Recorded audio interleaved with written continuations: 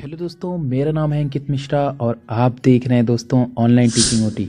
दोस्तों, इस video segment में मैं आपसे बात करने वाला हूं आज एक बहुत ही ज़्यादा इम्पॉर्टेंट टॉपिक के बारे में जो कि बिलोंग करता है डेवलपमेंटल बायोलॉजी को। दोस्तों, वैसे ये टॉपिक CSIR के एग्जामिनेशंस में अक्सर पूछा जाता है, इसलिए आप इस वीडियो को आखिरी तक देखेंगे क्योंकि इस वीडियो में बहुत सारे ऐसे प्रोटीन्स के नाम हैं जो कि आपको जगह जगह पे तंग करेंगे अगर आपके एग्जामिनेशन पेपर में आ गए तो।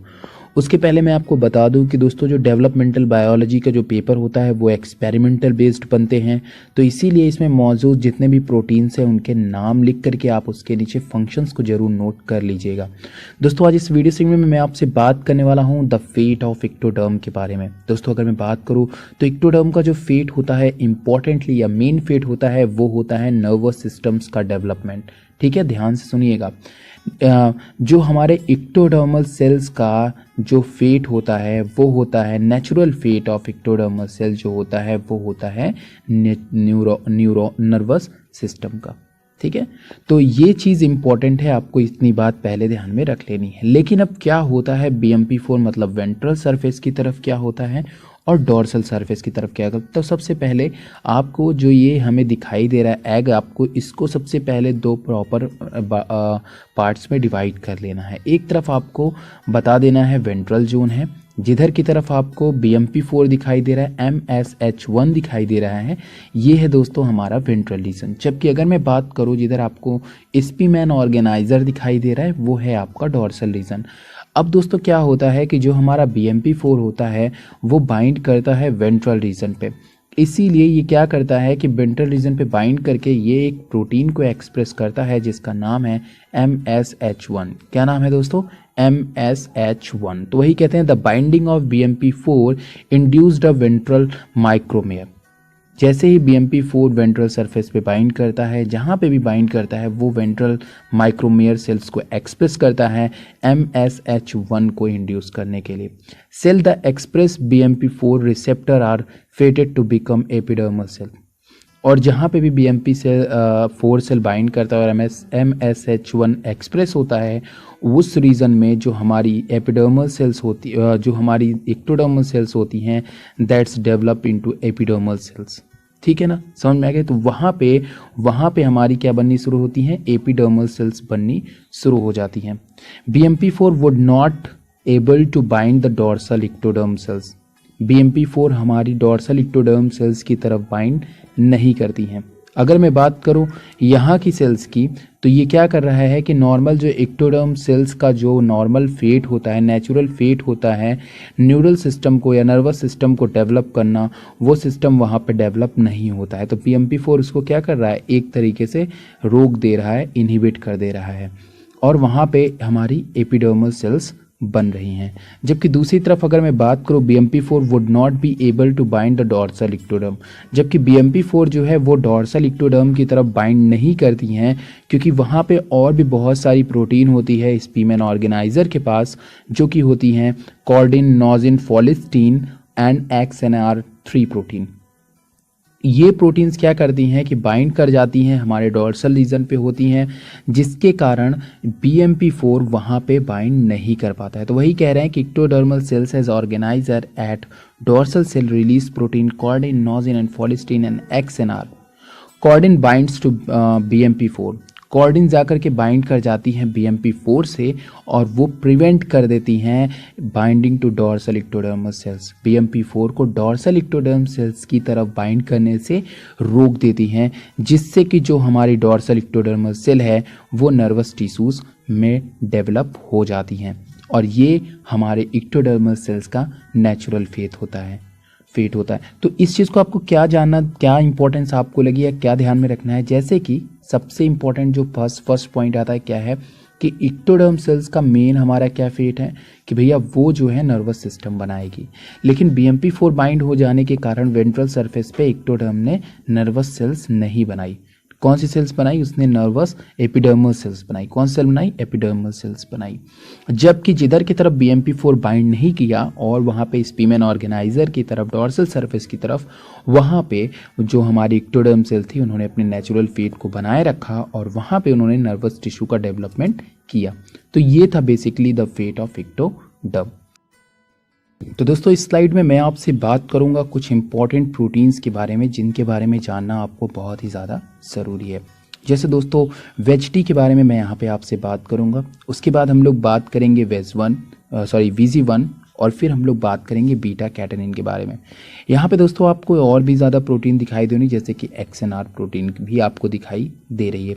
अब दोस्तों ये जो XNR प्रोटीन होती है ये डिपेंड करती है हमारी वेज-टी, VG1 और बीटा कैटेनिन पे।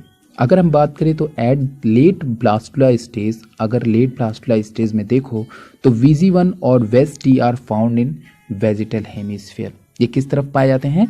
वेजिटल हेमिस्फीयर की तरफ पाए जाते हैं। While beta catenin is located in dorsal region. अगर मैं बात करूँ बीटा कैटेनिन की तो वो डोर्सल रीजन की तरफ मौजूद होती है। Beta catenin synergistically with VG1 and VegT to activate the Xenopus nodal related genes. ये सभी मिलकर के क्या करते हैं कि एक जीन्स को एक्टिवेट करते हैं, वो जीन होती है XNR gene. This create a gradient of XNR protein across the endoderm. ये क्या करती हैं कि ये ग्रेडियंट्स क्रिएट करती हैं। अगर आप देखें तो XNR जो होती है वो बीटा कैटेनिन की तरफ काफ़ी ज़्यादा अमाउंट्स में मौजूद, मतलब कि हाई अमाउंट्स में मौजूद होती है। जबकि अगर मैं बात करूँ इसके वेज-टी और VG1 वाले रीजन में तो यहाँ पे इसका कॉन्सेंट्रेशन काफ़ी ज़्यादा लो होता है। वेंट्रल सरफेस की तरफ इसका रीजन काफ़ी ज़्यादा कम होता है XNR का। जबकि अगर मैं बात करूँ इसका कंसंट्रेशन डोर्सल रीजन की तरफ तो वो वहाँ पे हमें ज़्यादा दिखाई देता है। जबकि अगर मैं बात करूँ मेसोडर्म की तरफ तो वहाँ पे हमें ये थोड़े से कम ही दिखाई देते हैं, मतलब एक मॉडरेट अमाउंट्स में हमें ये देखने को मिलते हैं। तो आइए चलिए देखते हैं कि जो हमारे वेंट्रल मेसोडर्म्स हैं या फिर हमारे जो डोर्सल मेसोडर्म्स हैं वहाँ पे इसका कंसंट्रेशन क्या होगा और ये किस पे डिपेंड करेगा। अगर दोस्तों लो XNR है और हाई BMP4 है तो वो बनाएगा वेंट्रल मेसोडर्म। अगर ठीक है ना, समझो, लो XNR है और हाई BMP4 है तो वो बनाएगा वेंट्रल मेसोडर्म रीजन। अगर मैं बात करूँ XNR जो है वो भी क्या है, मॉडरेट अमाउंट्स में है और BMP4 भी क्या है, मॉडरेट अमाउंट्स में है, तो वो बनाएंगे लैटरल मेसोडर्म। अगर क्या है कि XNR जो है वो हाई है और BMP4 क्या है, लो है, तो वो क्या बनाएगा, जाहिर तौर पे डोर्सल रीजन। तो समझ में आ गया, इतनी ही बात आपको ध्यान में रखना है कि कब कब क्या क्या चीज़ें बनती हैं। ठीक, अगर वहाँ पे BMP4 वेंट्रल पे ऑफ कोर्स ज़्यादा होगा तो इसीलिए उधर देखिए XNR का कंसंट्रेशन कम है। ठीक है ना, तो ये रीज़न होता है क्या, ये रीज़न होता है हमारा क्या बनाता है, ये रीज़न जहाँ पे हमारा BMP4 हाईएस्ट होता है और XNR लो होता है, ये रीज़न होता है हमारा डोर्सल मेसोडर्म। ठीक है ना, मतलब XNR हाइयर होता है और BMP4 क्या होता है, लो होता है, तो वो होता है हमारा डोर्सल मेसोडर्म जिधर की तरफ हमारा ऑर्गेनाइजर है। तो इसी चीज़ को हमें ध्यान में रखने की ज़रूरत है। अगर मैं बात करूँ gradient of BMP4 XW ventral and lateral mesoderm, ठीक है, वेंट्रल से लैटरल मेसोडर्म में ये हमें दिखाई दे रही हैं। अब यहाँ पे कुछ चीज़ें और भी ज़्यादा आपको ध्यान में रखने की ज़रूरत है और वो है दोस्तों मेसोडर्मल डिफ्रेंशिएशन। ठीक है, तो अब हम बात करते हैं अपने नेक्स्ट स्लाइड में मेसोडर्मल डिफ्रेंशिएशन की। दोस्तों mesodermal differentiation depends upon the concentration based BMP induction. Mesodermal जो डिफ्रेंशिएशन होता है वो डिपेंड करता है आपके BMP4 के कंसंट्रेशन पे। जबकि आप देख सकते हैं कि यहाँ पे आपको जो V रीजन दिखाई दे रहा है, वेंट्रल रीजन, वहाँ पे आपको BMP4 बहुत ही अच्छे खासे अमाउंट में दिखाई दे रहा है।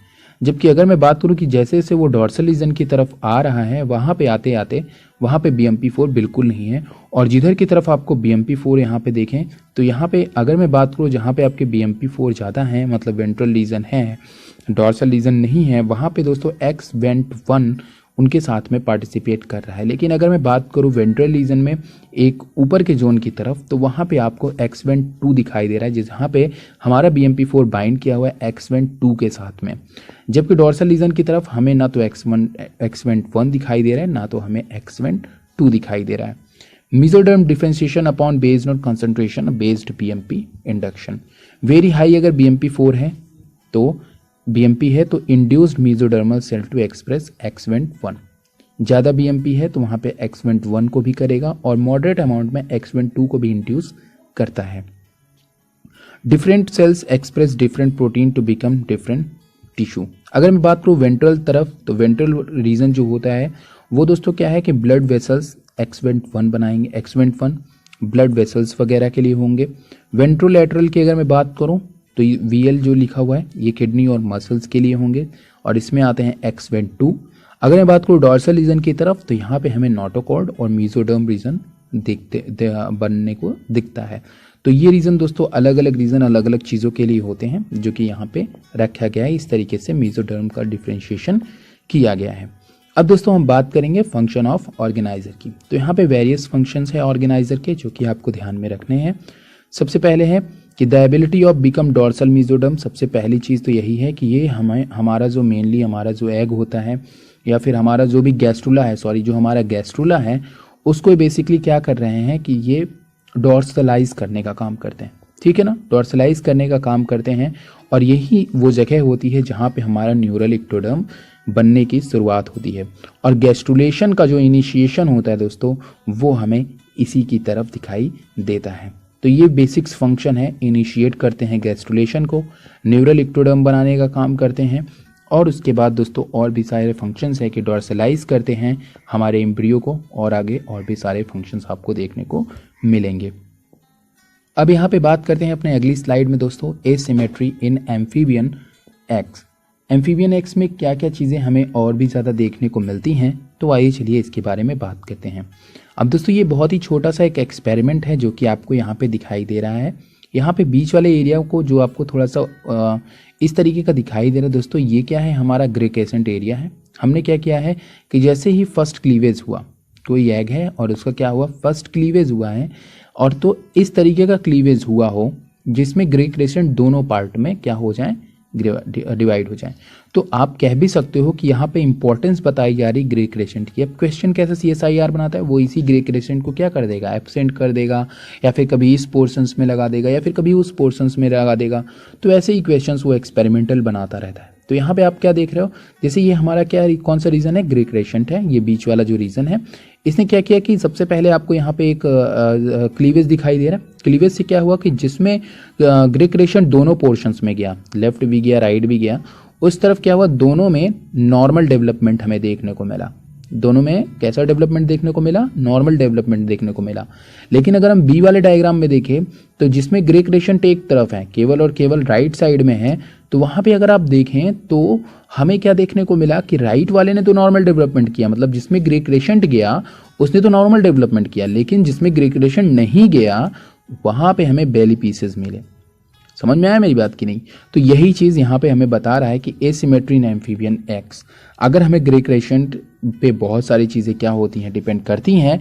और ये डिपेंड करने का दोस्तों जाहिर तौर पे आपको ही पता है कि ये क्यों इतनी ज़्यादा इंपॉर्टेंस हो जाती है। तो ग्रे क्रेसेंट ही वो जगह होती है जहाँ से हमारा न्यूरल का डेवलपमेंट होता है और दोस्तों वो हमारा क्या होता है, डॉर्सल रीजन गैस्ट्रुलेशंस वगैरह वहीं से इनिशिएट होती हैं। इसलिए हमें इस चीज़ को भी ध्यान में रखने की ज़रूरत है। ठीक है, अब आगे बात करते हैं दोस्तों यहाँ पे नेक्स्ट स्लाइड में, जहाँ पे दोस्तों हमने बात की हुई है टिश्यू ट्रांसप्लांटेशन अर्ली स्टेज और लेट गैस्ट्रुलेशन स्टेज की। ये बात कर रहे हैं कि अगर हम किसी अर्ली स्टेज में कोई टिश्यू एंटर करा दें, ठीक है ना, तो उस समय क्या प्रभाव पड़ता है हमारे गैस्ट्रुला पे, और अगर लेट में हम कराएं तो क्या प्रभाव पड़ता है, इस दोनों के बीच में इन्होंने बताने की कोशिश की हुई है। देखिए यहाँ पे क्या है कि जो मेन हमारी जो सेल होती हैं उनका होना ज़रूरी है ऑटोनॉमस और नॉन ऑटोनॉमस। ठीक है, अब ऑटोनॉमस सेल ऐसी होती हैं जिनकी खुद की प्रोटीन्स होती है, खुद सक्षम होती हैं सारे फंक्शंस को ऑपरेट करने के लिए। तो ऐसी सेल किसी की बात नहीं सुनती है भैया, हमें ना सुननी किसी की बात, ठीक है ना, हम अपना काम खुद ही कर लेंगे। जबकि अगर मैं बात करूँ ऐसे इंसान की, जस्ट एग्जाम्पल की तरफ, एक ऐसे इंसान की जिसकी खुद पे बिल्कुल भी उसका कॉन्फिडेंस लूज हो और वो ना सोचता हो, वो डिपेंड करता है आपस के नेबर्स के या फिर समाज के ऊपर, ठीक है ना। तो वो समाज की बातें सुनेगा कि यार वो कैसा चला वैसा हम चलते हैं, लेकिन जो खुद में सक्षम है वो अपना रास्ता बनाता है। उसी तरीके से यहाँ पे क्या होता है कि जो अर्ली स्टेज वाली हमारी गैस्ट्रुला होती हैं वो उतनी ज़्यादा सक्षम नहीं होती हैं, इसीलिए वो जैसा भी हम उनसे करवाते हैं वैसा वो सेल्स हमारी कर देती हैं, ठीक है ना। मतलब कि अगर उनके आस पड़ोस की सेल नर्वस सिस्टम बना रही हैं या फिर न्यूरॉन सिस्टम्स बना रही हैं तो भैया वो वही बनाने में लग जाती हैं। लेकिन अगर मैं बात करूं कि उनके आसपास की सेल लेट, अगर वो लेट गैस्ट्रुला की सेल है तो उसके आसपास की सेल क्या बनाती है उससे उसको मतलब नहीं है, वो चीज़ बनाएगी जो वो जिसके लिए वो डिज़ाइन की गई है। तो यही चीज़ यहाँ पे है कि अगर हम लोग क्या करें, प्रोस्पेक्टिव न्यूरॉन सेल्स को, मतलब अर्ली गैस्ट्रुला के प्रोस्पेक्टिव न्यूरॉन सेल्स को किसी ऐसी जगह एंटर कराएं जहाँ पे प्रोस्पेक्टिव एपिडर्मिस सेल्स होती हैं, हम लोग एक जगह से निकालें और उसको ला करके एक होस्ट में ट्रांसफ़र कर दें, एक ऐसे होस्ट के ऐसी जगह पे ट्रांसफ़र करें जहाँ पे एपिडर्मिस की सेल हो, तो वो क्या बनानी शुरू कर देगी, एपिडर्मिस बनाएगी। जबकि इसका नॉर्मल नेचर क्या होना चाहिए था, न्यूरॉन होना चाहिए था, लेकिन इसने क्या बनाया, एपिडर्मिस बनाया। भटक गई है बाहर से, अपने पहले तो डिज़ाइन करके चली, बाद में भटक गई।